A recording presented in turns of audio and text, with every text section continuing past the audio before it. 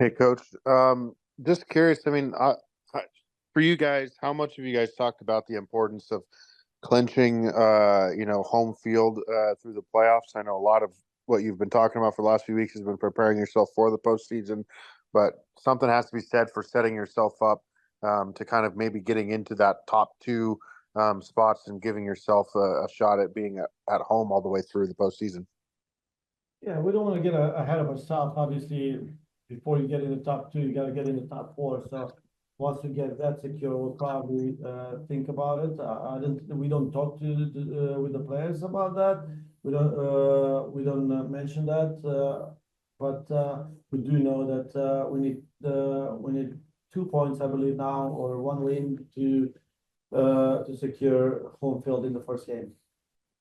And just in your experience over the years, I know Gotham last year went on their run, primarily doing so on the road. How important is that home field advantage in the playoffs? In your experience in the years of the league? I think it's always important. It's nice to play at home, especially for us. Home field is an advantage, but that doesn't mean a lot. Like you said, we saw that Gotham was able to win the championship with playing games in the playoffs away. I know Kansas City the year before that went on a run in on away games. So it is important, but it doesn't mean that just because you get a home field that you're gonna win your games. And in that in that same stroke, just how important is it to be peaking at the right time going into the postseason? That's something that we were very happy with the form of the players, the form of the team, and where we at. And how some things are falling in place. So hopefully we can take that form in the postseason as well.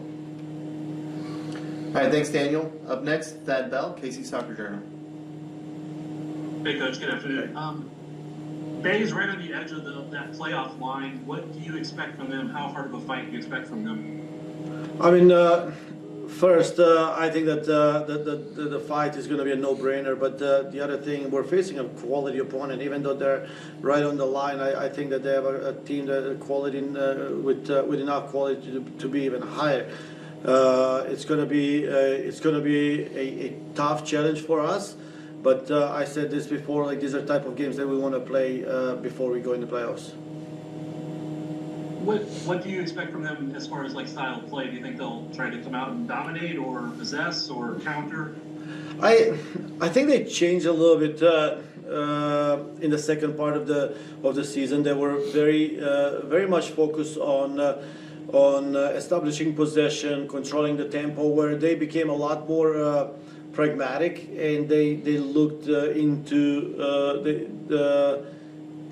ways to get points, which it works for them. And that means if they had to be direct in the moments, they were direct. If they have to set up and get points and win games on transition, they did that. So I think that they're a little bit unpredictable now because of that.